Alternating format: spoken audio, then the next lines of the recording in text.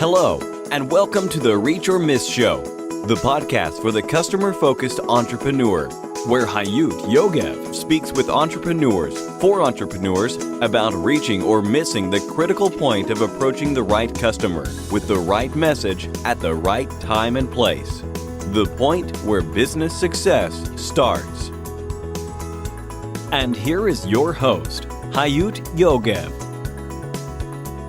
Reach or Miss, Episode 46. Aman Advani is co-founder and CEO of Ministry of Supply, a clothing brand inventing a new category, performance professional, performance dress clothes. The company was founded in 2012 with the mission of incorporate fundamental engineering and performance principles into dress clothing staples, ultimately building a wardrobe that both looks good and feels comfortable. Think Nike meets Brooks Brothers. Prior to co-founding Ministry of Supply, Advani spent 4 years in management and non-profit consulting with Deloitte and TechnoServe. He holds a BSIE from Georgia Tech and half an MBA from Sloan School of Management, and was a member of Forbes 30 Under 30 list. Aman Advani, what a pleasure to have you here with us. Hi. Hello, thanks so much for having me. It's great having you, and I just shared with our audience what have you been doing until now, and I would like you to share with us what are you most passionate about today and where are you heading? Yeah, it's a great question. So I think passion is such a good place to start in this conversation. So we started our company, Ministry of Supply. It's been a little over 5 years now. And really the mission hasn't changed the whole time. And it's about, on a shallower sense, about making great clothing, comfortable, highly engineered dress clothes that you look forward to wearing. But on a deeper level for us, the passion's really about kind of how that might impact or improve someone's life. So whether it be somebody not having to go, iron every morning and get 15 or 20 minutes back. I this morning got to spend an extra 20 minutes with my son who's 3 months old. Instead of ironing my clothes, right? So it's those small moments I think that we live for in terms of kind of what do you get to do if we can give you time and kind of peace of mind back through highly engineered, really comfortable clothing.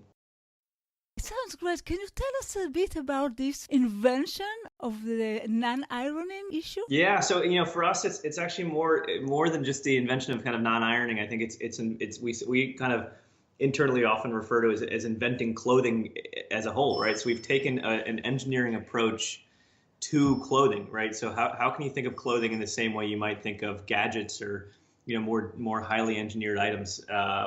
And so for us, we start with the customer and figure out what are the pain points that customers have with their clothing today. Is it that they don't like dry cleaners, they don't like ironing, they don't like stiff clothing, they don't like sweat stains, they don't like fabrics that aren't soft.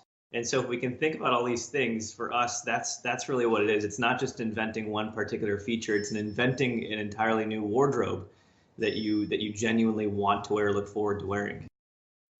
And how did you come to it? I mean, how does a person just get up in the morning and say, wow, I'm going to make a suit or a clothing like a mobile phone?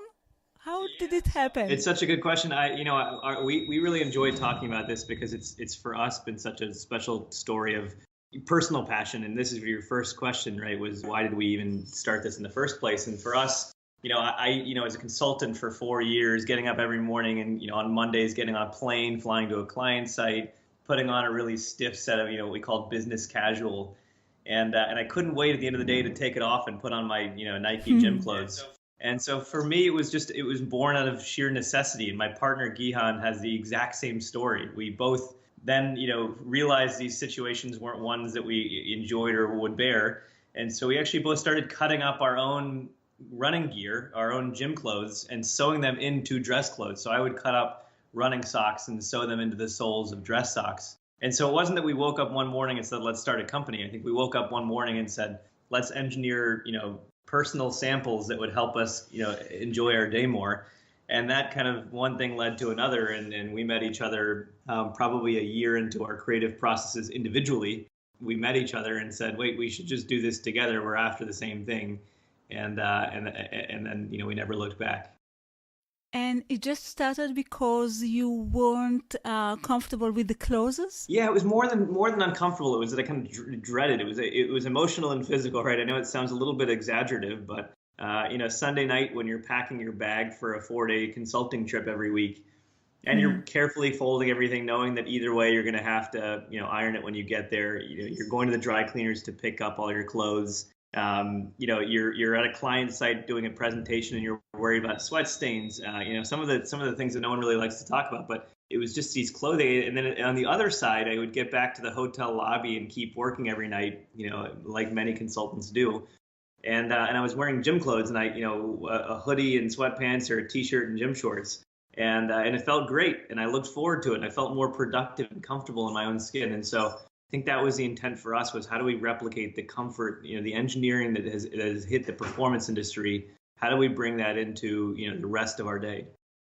It's fantastic. It's a great story and it sounds great. I would like to ask you, who do you consider to be your customers? Who are your customers and how did you come out to the decision that these are the customers that you are going to focus on? Yeah, it's a really great question. So, when we decided to figure out who is this product for and let's make sure we build it for this person and build it around them. We started off thinking that this was a demographic, an age, an income level, or a marital status. But what we found out was that the better way to tie our customer base together, who this product was really, hitting and who was excited about the product. And we found out that it was much easier to design and center our company around a psychographic, how someone thinks, how they act. And so what we found out is that our customer, who this product really resonated with and who we would build this product for, was someone who was highly intentional, very discerning, very thoughtful and educated. They really thought about their products and what went into them and how it might impact their life. They tended to be very youthful and kind of interested in progress and moving forward in life and thinking about productivity and how to change their kind of day. So what we call a very thirsty customer, someone who's always looking to kind of what's next, how do I grow and how do I improve my life. You find these folks that are very balanced, thinking about family, thinking about travel, really excited about their careers. And it was words like these, kind of intentional, discerning, educated, that helped us to identify exactly who we would build this product for in the coming days, weeks, months, and years. Wow. This podcast is mainly about customer focused, and that's why I liked the answer so much, because it's always, when you come from marketing, you know that you should focus on the customers, but for you, it just came naturally for you too, and it's beautiful. And I want to ask you, do you have any beliefs or concepts regarding approaching your customers? And what is the best advice regarding customers' approach and focus that you can give our listeners, entrepreneurs that start in their way? Yeah, that's a great question. So I'll answer that in two parts. I'll share with you our philosophy first, and then I'll turn it into my one piece of advice that I really love to share. And it's one that we've learned several times. So first is kind of our philosophy is we actually have termed it internally. And I think by terming it quantified empathy, it helps us to build a framework around it that we really adhere to. So quantified empathy is a tool set we've built. And it's just like its name. It's kind of rational meets emotional. It's taking the emotion of empathy and rationalizing it into actionable steps to make sure that we're building a product for a specific customer. And so it's these 8 tools. Many of them are proactive. Many of them are reactive. All of them are very quantitative. So we can take the data that comes in from sentiment analysis, from customer feedback, from product reviews, from small group sessions, all of these tools that we bring together to really drive the product roadmap, the product features, the product, even everything down to color, sizes, cuts, everything like that is determined through the quantified empathy formula. Now, if we had to turn that into one small piece of advice, it's that it's a lot easier to build a business based upon what we call market pull than it is on technology push. And that is, it's probably the essence of what your podcast is meant to convey, is that if you actually listen to that customer and create a product around a challenge or an opportunity for that customer, it's a lot easier to give that product to them and get it in their hands than it is if you start off with a really cool technology and try to figure out where to push it, which is often expensive and exhausting. And so that's what we always say, opt for market pull, not technology push. I know you've got successes. I've read about some. But I want first to ask you, what is your biggest, most critical failure with customers? The one that affected your entrepreneurial journey the most? Can you share with us this? Yeah, for sure. I think that's such a great question. I think that really early on we had, I think, a bit of what we say a guard up. And what that means, and this isn't a specific moment, but I think a section of time for our company early on, where we felt like we were kind of, our name, Ministry of Supply, is actually derived from Q, the character from Bond films. Okay. And Q, makes all the gadgetry for Bond, and he's making sure that Bond looks great but is ready for anything. And so much like Q, who in real life operated under the cover of Ministry of Supply, we felt like we were arming our customers for everyday battles, right? Getting on the subway, sweating, dry cleaners, iron, stuff like this. That we were kind of making sure that our customer looked great but was ready for anything. I love this because I love Q, and I didn't remember it. I didn't remember the phrase, so it's great. Well, so it's not. I don't think they mention it in any of the movies. It's one of these things where if you actually look at the backstory for Q, he's based on a real person named Charles Fraser Smith, and Charles Fraser Smith actually operated under the cover Ministry of Supply. And so, in that way, it's grounded in, we say he's the ultimate empathetic inventor, right? Q is always thinking about what Bond wants. But Right. Q actually does something really special that I think we missed in the early years was Q involves Bond in the process. Q involves Bond in the design studio. Bond is sitting there really understanding exactly what, helping to drive these factors. It's not an observational style of design. Q is very hands-on in that empathy. And so early on, it was kind of, we felt like we were these scientists who were behind kind of a glass wall, designing for a customer that we felt like we understood. And it wasn't until we really left that glass kind of lab and walked out into the real world and spent a lot more time physically face-to-face with customer, field testing products, really developing this quantified empathy toolkit, that our product came to life and really answered the challenge or opportunity that our customer needed or wanted. And so I know that's not quite an answer to your question in a very direct sense of a specific moment, but I would say it was a shift in mindset over the course of the last 5 years, particularly kind of around year 2, where we left the labs and entered kind of reality. And we took this engineering process, but we brought humanity into it. And so just like Q confers with Bond constantly, we too would confer with our customer constantly through our quantified empathy toolkit to create true market pull product. I love this story. I would like you to try and also think of a time that you really failed with a customer. I'm sure you have at least one. Oh, I would say we have dozens. In fact, if anything, the challenge and the answer is probably that we have too many to choose from, but I'll pick one. In 2012, we launched the company on a platform called KickStarter. And it was really exciting for us because it was a chance to validate that people cared about what we were doing, that we were on the right track. And we launched this product, and it was called the Apollo dress shirt, and it was a big success kind of on the face. It ended up $429,000 in 30 days with a goal of 30,000. So we ended up breaking the record for largest fashion project on the platform, and it was exciting, and we felt great about it. Now, what we didn't do was execute properly. The shirt was not nearly as attractive as it should have been, right? It was a fairly, I guess we can say now, a bit of an ugly shirt. 5 years later, I can admit that. It was about 2 months late, and not that anyone cared outside of the company, but we also ended up losing money on it, which is kind of our dirty little secret. And so I think we learned a really hard lesson in those first 6 months of being a business of what it meant to really set expectations and over-deliver on them. And that our customers were people who cared about that and wanted to be along for the journey. We're forgiving, but at the same time, that expectations and reality should match, or at best, reality should exceed expectations. And that if we were going to set, big goals for this company to really make a product that was 10 times better than what's on the market, not just 10% better, that if we were going to make that promise, we had to go out and execute on it. And so it was a really harsh lesson early on, and really an execution in discipline, and making sure that what we promised came to life in a very, very surgical way. It's a great story. And now I would like to ask you about a success. Tell us a story of your greatest, most significant success as a result of the right customer focus, or something that you did right about approaching your customers. Yeah, my gut response when you say biggest success actually leans pretty heavily on internally. When now you qualified it with as it relates to customers. So I'll save that example for later, but I think internally our greatest success overall, without the prompt, Just tell both. No, so I'll give you the short answer for the first part, and then I'll answer your question more directly. But I think the greatest success we've built as a company is something that the world doesn't get to see as often, which is a team that we have here, both here based in Boston, but also spread across our stores across the United States. Is a team that is deeply empathetic, deeply cautious of each other's thoughts, ideas, and feelings, highly respectful. It's a team that gets along and genuinely enjoys being around each other. And I think nailing that culture, one where you look forward to coming into work on Monday, is without a doubt the most impressive thing we've built over the course of the last 5 years. So I know that doesn't directly relate to what you said with customers.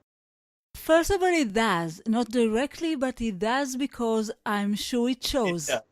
I mean, that's the only way. You can't come to customers with some empathy if you don't have it internally. So I'm sure it shows. I think that's right. And I think that empathy that is bred here in our company is one that very much carries to the outside world. The customers do actually feel that sense of kind of peace that we have within the company is one that I believe really resonates with our outside customers when they peek in or when they see the product that comes as a result of that process and that culture. Sure. And the other one? The other one is honestly, I know I've harped on it a little bit, but the other one that comes to mind when it relates specifically to customers is this framework. I mean, it is a proprietary framework. I'm happy to share it with as many people as want to listen, and maybe we can even find a way after the podcast to really summarize it in a few bullet points. But this idea of quantified empathy for us has really changed our company's kind of trajectory. It's really shifted our ability to create a product that truly answers a customer's need, and does it with our core engineering skills, our backgrounds as quants, people who entered fashion and partnered with some of the best minds in fashion to do so. But our founding team is grounded in engineering. Myself and my partner Gihan both come from engineering backgrounds, and I think that's where this idea of applying that mindset through this quantified empathy framework to everything we do, whether it be how we design, make, or sell our product, has really been the greatest success that we've created as kind of a true asset of the company, is this process that relentlessly and repeatedly puts out product that we know will resonate with the core audience. Can you tell me about some of the results or the comments that you're hearing? Yeah, of course. So, I mentioned earlier we have 8 tools. I'll dive into one that answers your question, and I think the others would do so as well. But since our inception, we've cataloged every single piece of feedback that's ever come in to the company. Not one piece of feedback that's come in via a store or via an email or via a phone call or chat has been missed. So any material feedback that comes in, that is thousands and thousands of data points over the course of time. I would guess by this point, tens of thousands that have come in over time. And not only do they get cataloged in raw form, but they also get categorized in terms of whether they're positive or negative, which function within our company they affect, which sub-function they affect. So there's a predetermined set of characteristics that we have determined to be important. And then as a result of that, we can pretty quickly, through our quantified empathy kind of toolkit, figure out where the sentiment lies. So for instance, we could tell you how many people got, a hole in their sock in Kansas on a Monday in 2017. My hope or guess would be that number is 0, but we could tell you, because we know exactly what all that customer information is, and we can pull it together.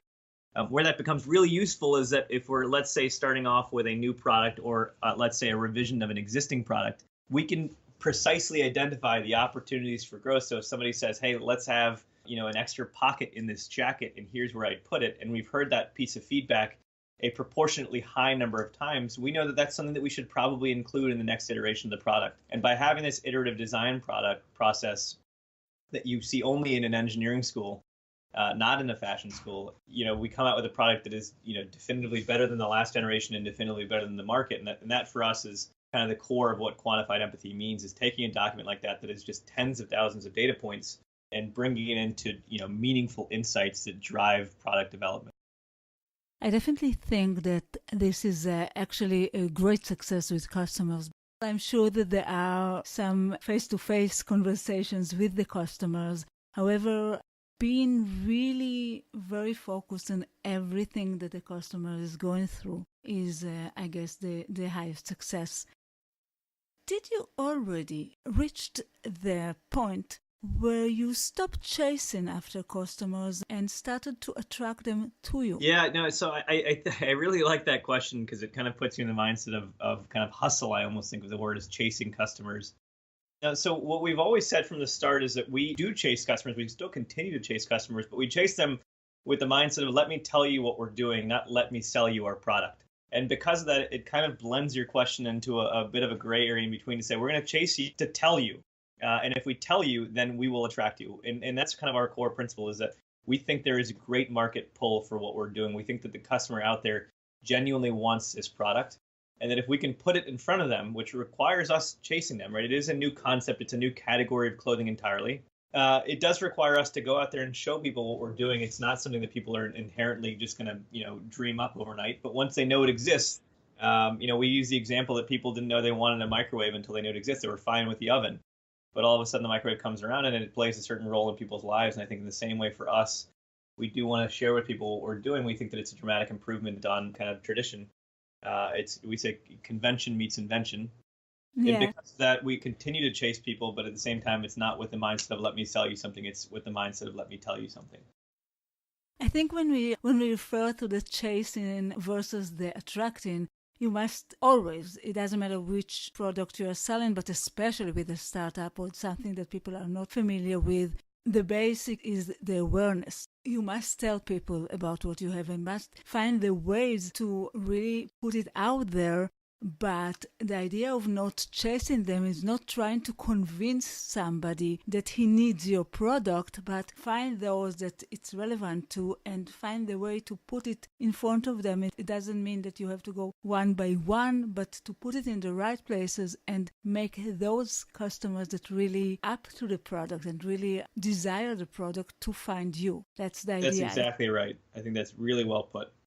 Can you recommend the best, most effective technological or digital tool that's related to customer focus, marketing, or sales? There are so many tools. Every half a minute, there is a new tool that you can use in regards to approaching customers or to measure or anything else. However, what I'm looking for is not another tool to add to the list, but the tools that really matter to those who succeed. Yeah, no, it's a really great question. I'm going to give you an answer that I hope or suspect you've never gotten before. My tool that I would give you is actually Excel, Microsoft Excel. And the reason I say that is I think there's some conception, especially early on in a startup, that you need to use some really fancy piece of software that will do all the work for you, that will kind of tell you exactly what you need to do, and that these tools would somehow solve your problems. I think Excel is just it's a blank spreadsheet when you open it up, right? So it really is an opportunity for you to organize your data into actionable insights. And I know that we're coming at this from a kind of an engineering perspective at the same time. Of course, fashion matters more than anything in our business, the art of fashion, right? So we've brought on a design team that is absolutely fantastic and comes from a deep knowledge of how fashion works and what drives kind of consumer behavior. At the same time, we still today, 5 years in, use a lot of Excel. And I think that sometimes as a customer insight tool specifically, that we don't need to rely upon complex software. What we need to rely upon is a time-tested truth of if you can organize customer sentiment in a way that you can interpret. And for us, that's often in Excel. If you can organize customer behavior, customer sentiment, customer buying patterns, behaviors into any format that you can act upon, then it doesn't really matter what the tool is so much as your ability to act on it. And so for us, then let's just lean on the most basic, quantitative tool out there to turn those, soft data points into hard actionable items. We use a lot of Excel. It's often very manual. It's often very kind of rigorous and relentless. So I think that it's a little bit different from an answer of here's something that will just change your life and automatically solve all your problems to here's a sheet to go apply a framework and bring it to life. Yeah, I think it's a great one because sometimes we really, first of all, it's our first Excel. Good. We have Facebook, we have some very obvious tools, but this is definitely our first Excel. I want to talk about it because it's exactly like you said. You're very aware of innovative. You looked with your product to really make life easier, but sometimes we are forgetting that it's all about make life better or make things that we couldn't have otherwise. And if what works best for you still is Excel, this is what works best. And sometimes we are running so fast after technology that we forget what really works for us. So I love that answer. I want to ask you, is there any person, like a service provider or a mentor or consultant, advertiser, anyone that had a major impact of your success. It can also be a book. However, a person is much more interesting and can help other entrepreneurs as well. Yeah, that's a great question. So, I'll give credit to a person named Jason Jacobs who, started a company a long time ago and has since sold it. But he once shared with me, and I don't know that it was necessarily his quote, but I'll share it anyway. His quote was, don't waste time convincing non-believers. Spend your time finding believers. And whether or not it was his original quote or not, I'll give him the credit. But he started a company called Runkeeper, and it was focused on kind of obviously data collection for runners. But I thought it was such a powerful sentiment in terms of kind of really saying, find the time to find that true customer, that believer. It's a lot easier and a lot more fun and a lot more impactful, candidly, than kind of trying to convince non-believers. So I think he shared that in reference to securing investors, outside investors for your company, but I think it actually applies even better to customers than it does anyone else. Yeah, it is. And I think in a way, it's really what not chasing customers and attracting those who are interested in or who really needs it is exactly the same. So, of course, I love that. There are many things that affect success. However, I want to ask you, what is the one factor that really affected your success? What is the most important factor, your key success factor? Yeah, I think this is now the perfect time to slot in what I was starting to allude to earlier. I think that all of the rest of our performance as a company, of our execution on our product, a product that I truly believe to be kind of the best on the market, is actually a product of the team here and the culture we've built. And it's kind of this idea that you look forward to coming into work should be the ultimate goal. And whether we've achieved that or not is not for me to answer, but for our team to answer. But in my opinion, it's something that we've either achieved or come very close to. This idea that we have a team that is deeply empathetic, respectful, and enjoys being around each other means that the rest of the work becomes a lot more of an opportunity than a burden. And because of that, I think it shows in the product that comes out of it, and the messaging that comes out of it, in the customer service that comes out of it, and in the interactions that come out of it, and in the empathy that goes into it. And so if we had to point to one thing that's gotten us to where we are, I wouldn't necessarily call out a tool or a performance technique. What I would call out is the ability for us to identify, retain, and excite a group of really special people who I think mean the world to Gihan and I as the lifeblood of the company. That's beautiful. My final question, before I'll ask you what is the best way to get in contact with you, my final question is our mountain question. And since I believe this whole journey of trying to go out there and take ownership of the idea in the mind of the customers, it always reminds me climbing a mountain in a good way. So what I want to ask you is, do you have any stories about mountains? Did you climb any mountain, or do you wish to climb any mountain? Or in other words, do you have any relationships with mountains? I like that you've broadened the question enough to make sure that there's a definite answer. I do have an answer. So I enjoy climbing mountains, but probably more recreationally than anything that your listeners would find impressive. So at the risk of naming a mountain that's far too small compared to others, I will instead talk about a mountain that I think is just one that I've, like many others, kind of fallen in love with over the past couple of decades. And that's the most obvious mountain out there, which is Mount Everest, and getting to spend time reading John Krakauer's book Into Thin Air, but also several others, including his counterpart Anatoly's rebuttal to the book, which was fascinating, called The Climb. The book and all of the different sentiment and excitement around Everest is just such a special journey to watch, kind of to see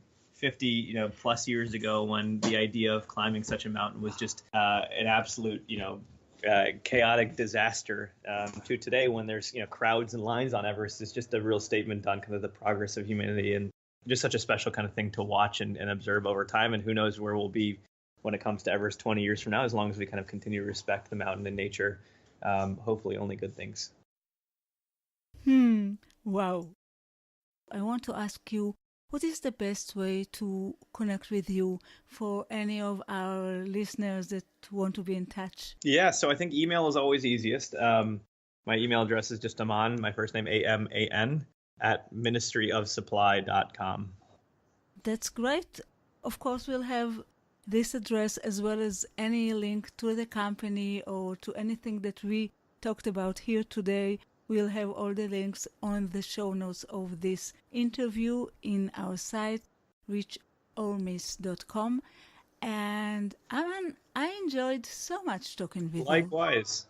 Thank you for coming. Thank you for being my guest. It has been a pleasure. Likewise. Thanks so much for having me. Thank you. Bye-bye. Okay, bye. And for you, our listeners, until the next time, it all goes down to this. You either reach or miss. Keep reaching your goals and vision. Bye. Thank you for listening to the Reach or Miss Show, the podcast for the customer-focused entrepreneur. You can find all the information, links, and resources that was mentioned at the show in our website, reachormiss.com. See you next week.